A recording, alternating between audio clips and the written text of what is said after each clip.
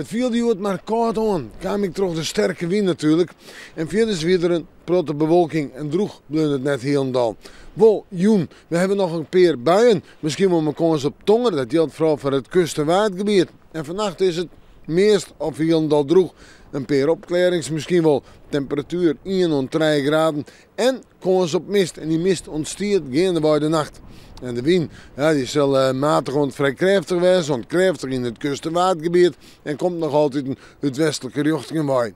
Dan moeten we ja, ik nog wel een bewolking. Ik denk dat de zin het net redt. Dus wat rein of een buiken, letter in de midden of in de joentijd op een nij in het kust- en watergebied. Een aantal buien, maar misschien wel kans op Tonger.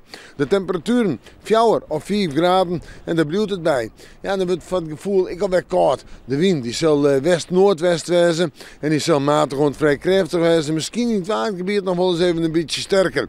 We zetten op naar het weekend en dus het vooruitzicht.